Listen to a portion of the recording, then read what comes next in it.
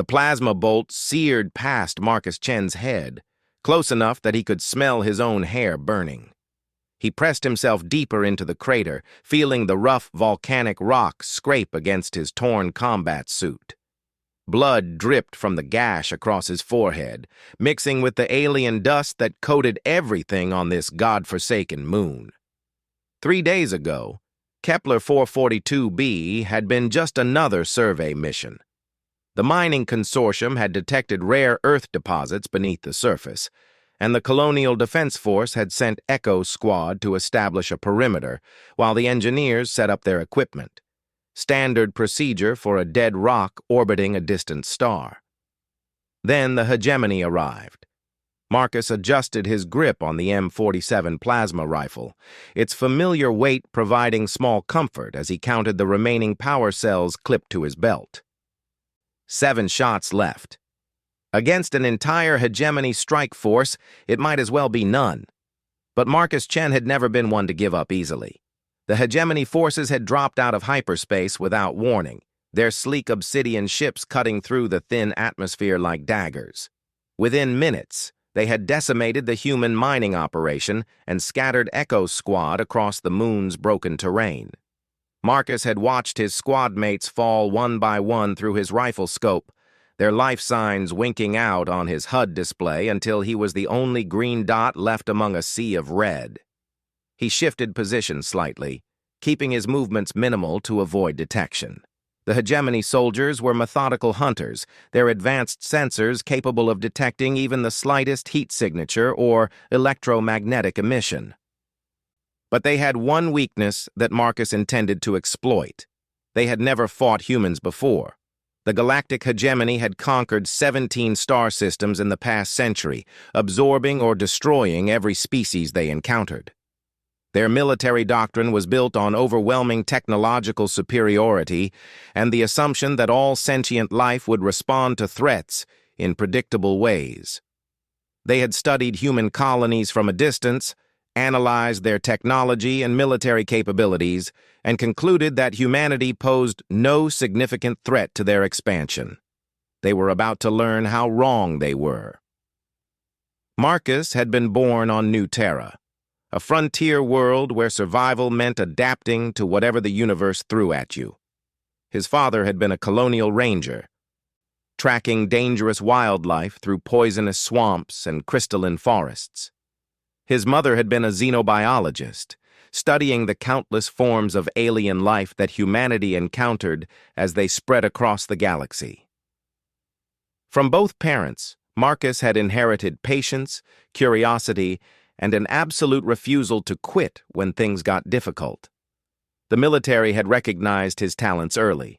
Sniper school, special operations training, advanced xenobiology courses.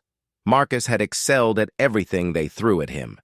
He could put a plasma bolt through a target at 3 kilometers, survive for weeks in hostile environments, and adapt his tactics to fight enemies he had never seen before. The instructors called him a natural. Marcus just called it common sense. Now, lying in a crater on an alien moon with enemy forces closing in from 3 directions, all that training was about to be put to the ultimate test. Marcus activated his rifle's scope, scanning the rocky landscape for movement. The hegemony soldiers moved in perfect formation, their power armor gleaming silver against the rust-colored terrain. They advanced with mechanical precision, covering each other's movements and maintaining constant communication through their neural link network. It was textbook military doctrine, overwhelming force applied with surgical precision. But Marcus noticed something else. They were overconfident. They had already won, in their minds. The last human was trapped, outnumbered, and running out of ammunition. All they had to do was maintain pressure until he made a mistake or his weapons ran dry. Then they would close in for the kill and report another successful pacification to their superiors. Marcus smiled grimly as he sighted down his rifle barrel. Time to teach them that humans didn't follow anyone else's textbook. The lead hegemony soldier was advancing along a ridgeline, using the high ground to coordinate his squad's movements. Marcus tracked him through the scope, noting the slight delay between his hand signals and his unit's responses. The neural link wasn't instantaneous. There was a processing lag of perhaps half a second. Not much, but enough. Marcus squeezed the trigger. The plasma bolt struck the soldier's helmet with devastating effect, the superheated gas cutting through the advanced armor like paper. The soldier toppled backward, his body tumbling down the rocky slope in a shower of sparks and debris. Immediately, the formation scattered. The remaining soldiers dove for cover, their weapons tracking toward Marcus's position. But he was already moving, rolling out of the crater and sprinting toward a cluster of mineral formations 50 meters away. Plasma bolts scorched the air around him, but the hegemony soldiers were firing at where he had been, not where he was going. Marcus slid behind a crystal outcropping just as the rock face behind him exploded in a shower of molten stone. He could hear the alien soldiers calling to each other in their strange, harmonic language, a sound like wind chimes mixed with electronic static. Their tone had changed from confident to concerned. One human had just demonstrated that their supposedly invincible armor could be penetrated. He checked his ammunition again. 6 shots left. The math was simple. He was outnumbered roughly 20-1, and every shot had to count. But Marcus had been in impossible situations before. The key was not to try to win by conventional means. The key was to make the enemy beat themselves. Through his scope, Marcus watched the hegemony soldiers reorganize their formation. They were being more cautious now, using better cover and advancing in smaller groups. But they were still following their training, still thinking like a technologically superior force hunting primitive prey. They had no idea what they were really dealing with. Marcus began to move again, using the broken terrain to mask his heat signature and electromagnetic emissions. He had studied the tactical reports from other hegemony conquests during the long hyperspace journey to Kepler 442b. Every species they had defeated had made the same mistake. They had tried to fight the hegemony using conventional military tactics, organized resistance, defensive positions, technological countermeasures. All of it had failed because the hegemony was simply better at conventional warfare than anyone else. But humans had never been particularly conventional. The next shot came from an entirely different direction. Marcus had circled around behind the advancing squad, using a network of lava tubes to move unseen beneath their sensors. When he emerged from a fissure in the rock, he was less than 100 meters from 3 hegemony soldiers who thought they had him pinned down half a kilometer away. The plasma bolt took the nearest soldier in the back, penetrating his armor between the shoulder plates where the protection was thinnest. The alien warrior collapsed forward, his weapon clattering across the stone. His 2 companions spun toward the new threat, but Marcus was already disappearing back into the underground passages, his rifle's heat signature masked by the residual thermal energy of the lava tubes. 5 shots left, 18 enemies remaining. The odds were still impossible, but they were getting slightly less impossible with every passing minute. Marcus could hear the hegemony soldiers regrouping above him, their voices taking on a sharper edge. They were starting to realize that this wasn't going according to plan. The lone human wasn't behaving like wounded prey, he was hunting them. Using terrain they didn't understand, tactics they hadn't encountered, and a level of adaptability their military doctrine had never accounted for. As Marcus moved through the darkness of the lava tubes, he allowed himself a moment of satisfaction. The hegemony had made their first mistake when they assumed that technological superiority guaranteed victory. They were about to make their second mistake by trying to adapt their tactics to counter his unconventional approach. Because Marcus Chen wasn't just fighting them with weapons and terrain advantages, he was fighting them with something the hegemony had never encountered before in all their conquests: pure human stubbornness.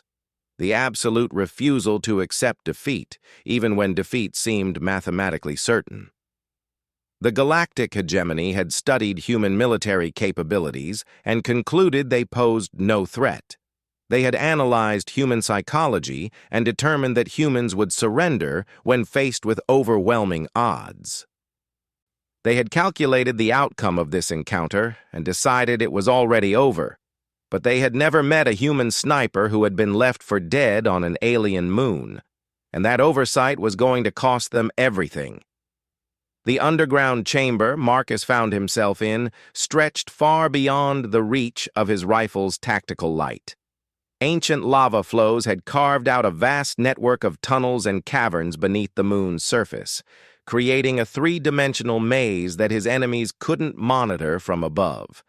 But more importantly, the thermal signature of the cooled volcanic rock was masking his heat signature almost completely.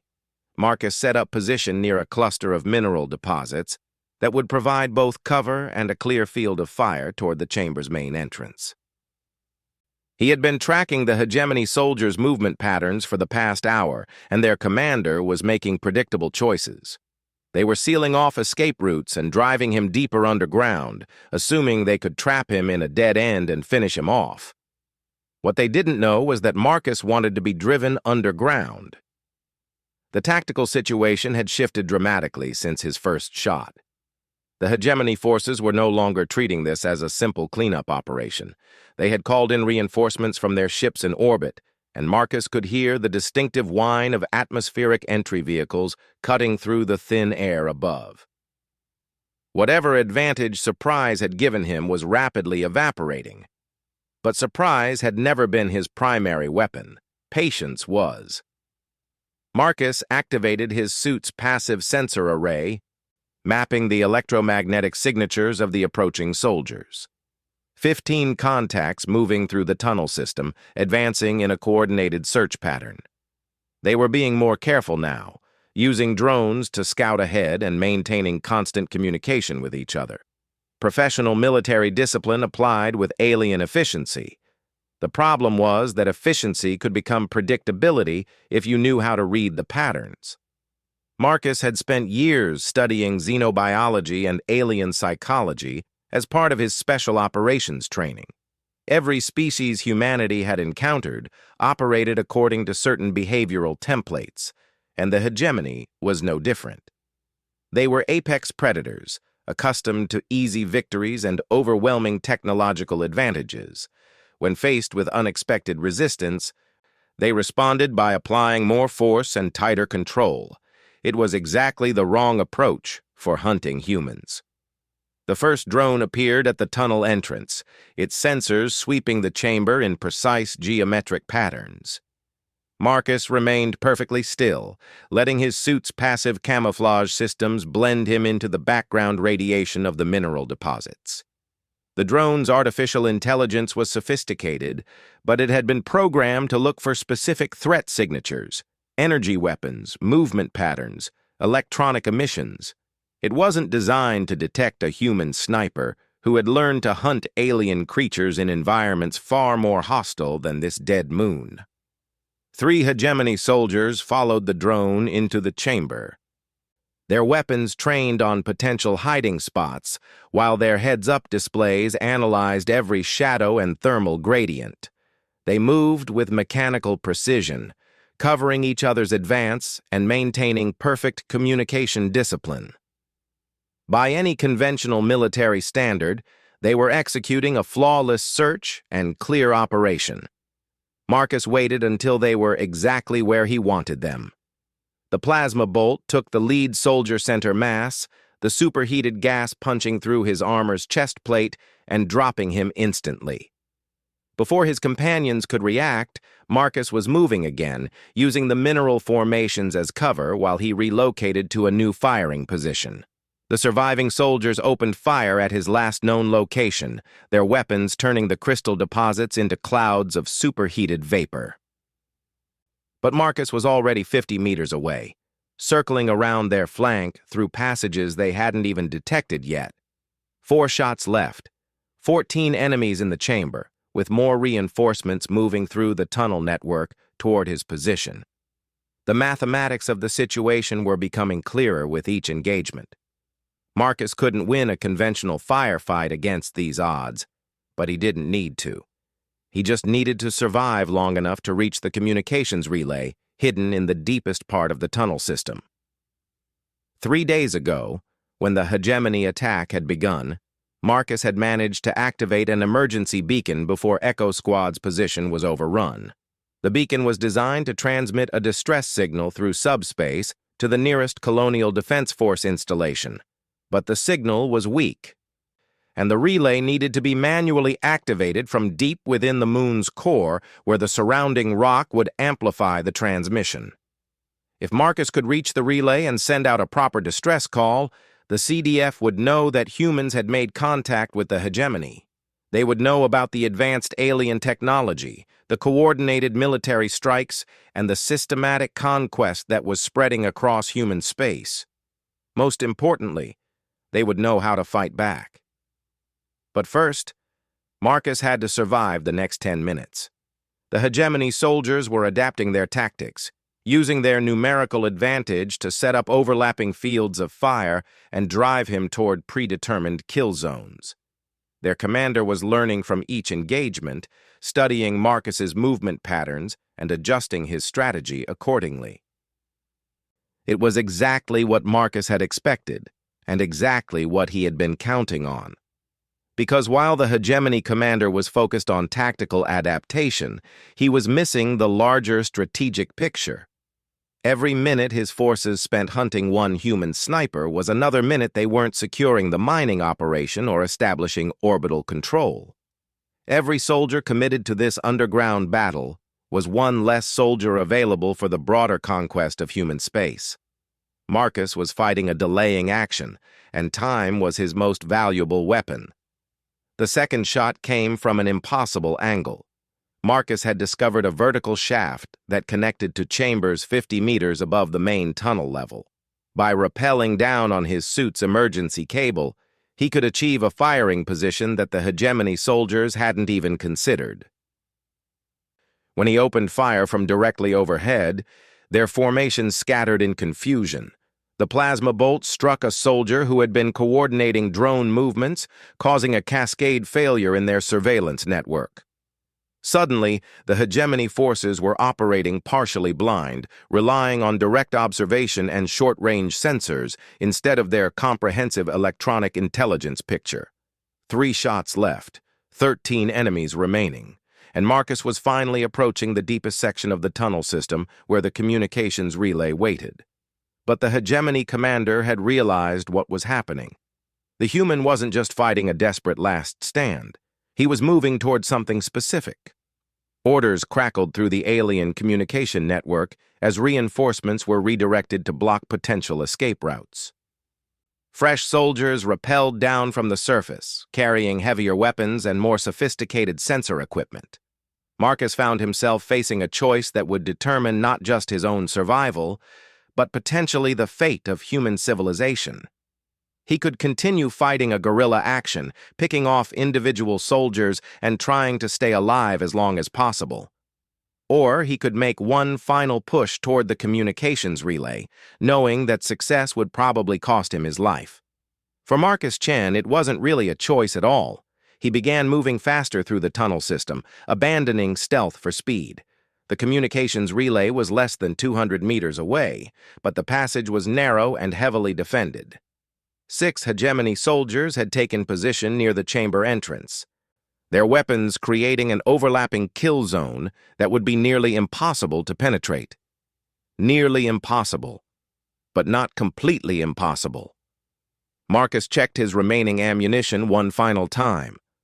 3 plasma bolts against 6 enemy soldiers, with unknown reinforcements moving to cut off his retreat.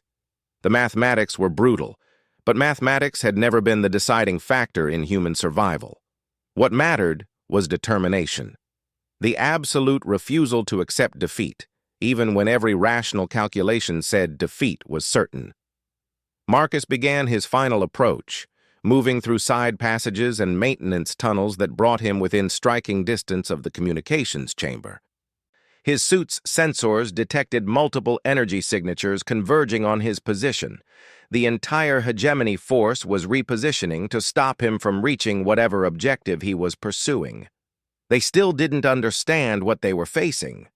The hegemony had conquered 17 star systems by applying overwhelming force against rational opponents who surrendered when continued resistance became mathematically futile.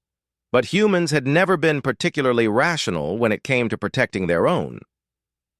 Marcus emerged from the tunnel system into the final chamber, his rifle already tracking toward the nearest target. The communications relay stood in the center of the cavern, its emergency activation panel glowing with ready status indicators. 200 meters of open ground lay between Marcus and the device that could save human civilization.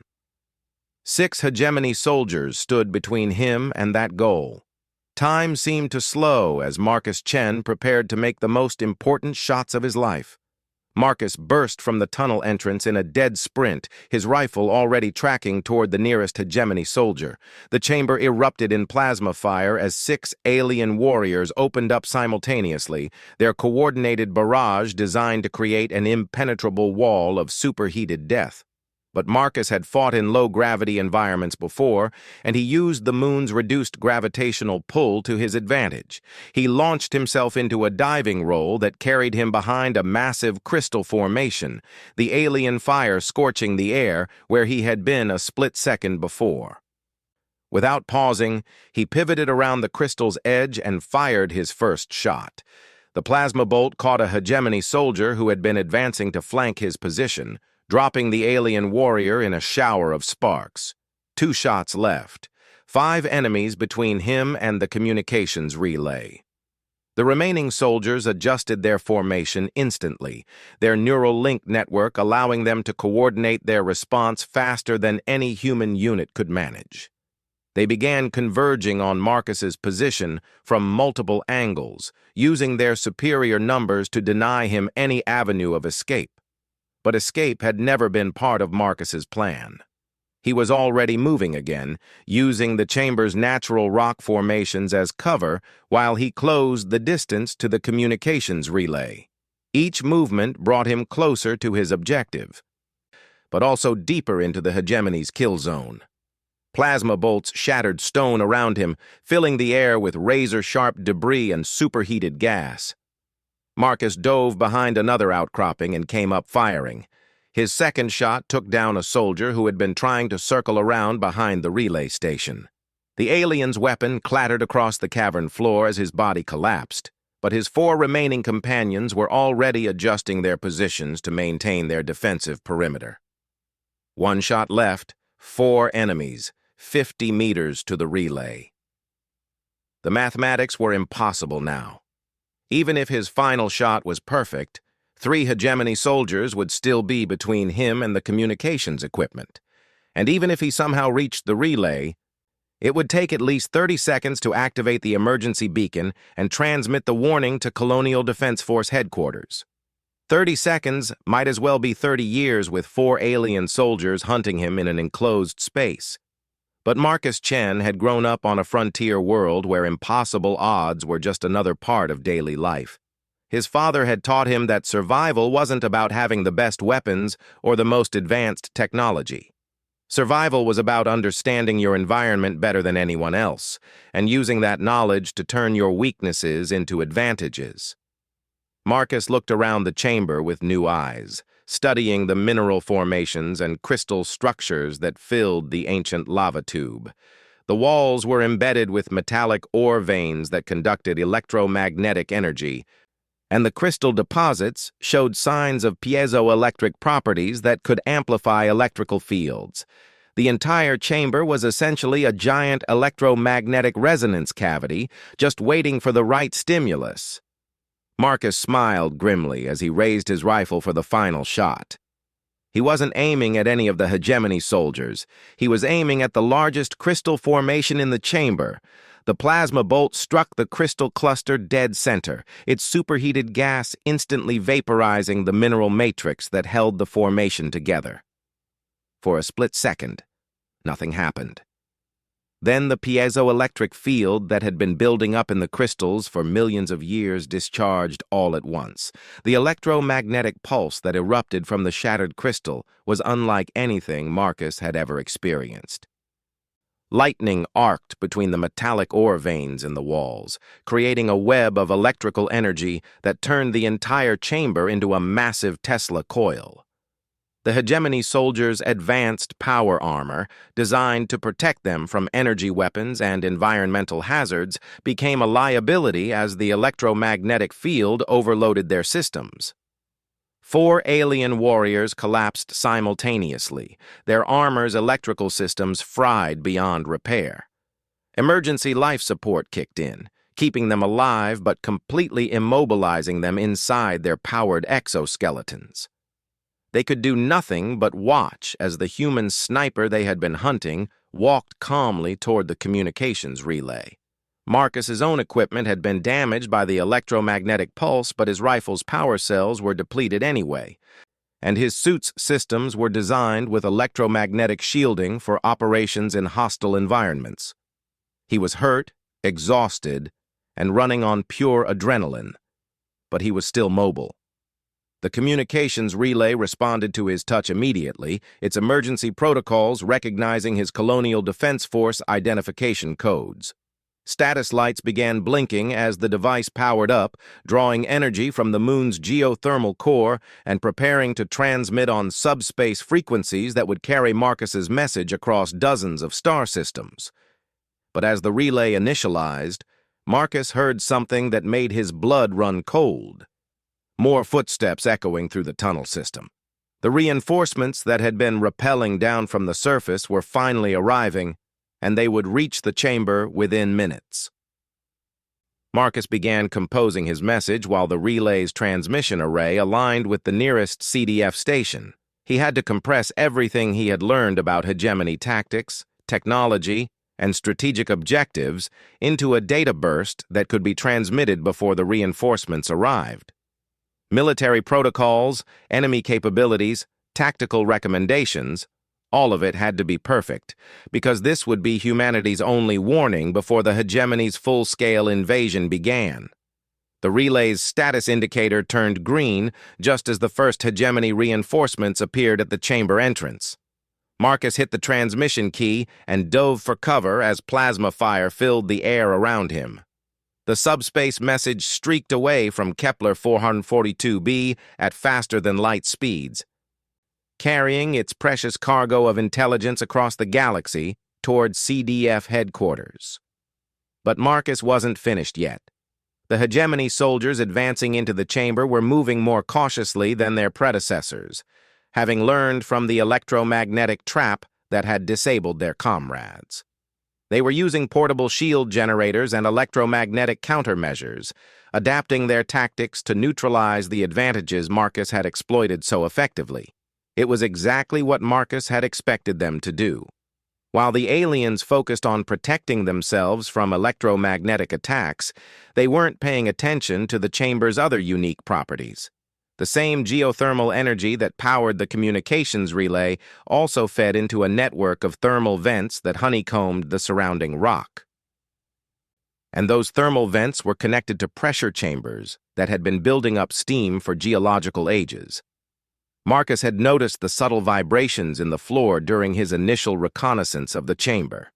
The entire cavern system was essentially a massive pressure cooker, held in delicate equilibrium by mineral deposits that sealed the thermal vents. But if those seals were disrupted in just the right way, Marcus pulled the emergency explosive charges from his combat vest, small-shaped charges designed to breach doors or disable enemy equipment. He had been saving them for a last resort, and this definitely qualified. Working quickly while plasma fire scorched the air around him, he placed the charges at key structural points where the thermal vent seals were thinnest.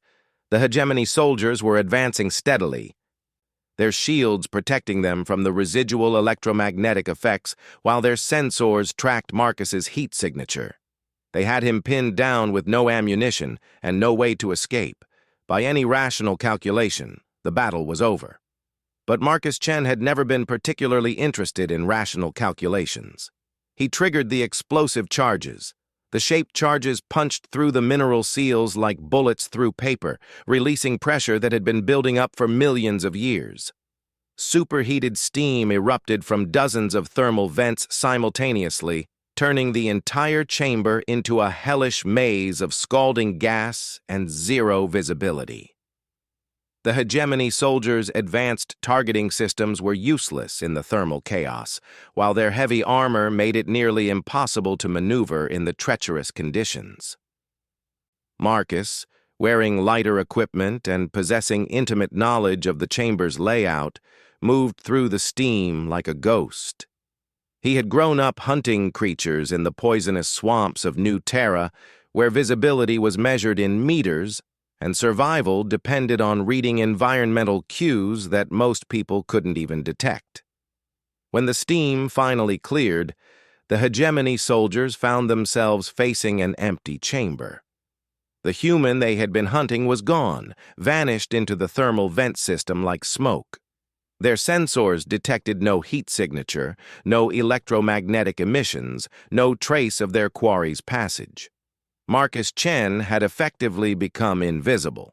But he wasn't running away. He was moving deeper into the moon's interior, following thermal conduits that would take him to the planet's core. Because Marcus had realized something that the hegemony hadn't, this wasn't just a mining operation they had attacked. The rare Earth deposits the consortium had been extracting were the key components for manufacturing quantum resonance cores, the power sources that drove humanity's fastest starships. If the hegemony gained control of this facility, they would have the resources to build a fleet that could overwhelm human defenses across the entire sector. But if the facility were to suffer a catastrophic accident, say a cascade failure in the quantum extraction equipment, that would render the entire moon uninhabitable for the next 1,000 years. Marcus smiled as he descended into the depths of Kepler 442b. The Galactic Hegemony had made their first mistake when they assumed technological superiority guaranteed victory. They had made their second mistake by trying to adapt their tactics to fight an unconventional enemy. Now they were about to make their third and final mistake. They were going to assume that Marcus Chen was dead just because they couldn't find his body. 3 hours later, the first quantum extraction facility on Kepler 442b experienced a catastrophic resonance cascade that turned the entire moon into a radioactive wasteland. The hegemony ships in orbit detected the explosion and recorded the destruction of their ground forces, but they never found any trace of the human responsible. Marcus Chen's warning message reached CDF headquarters 16 hours before the main hegemony invasion fleet arrived in human space. Armed with detailed intelligence about enemy capabilities and tactics, the Colonial Defense Force was ready for them.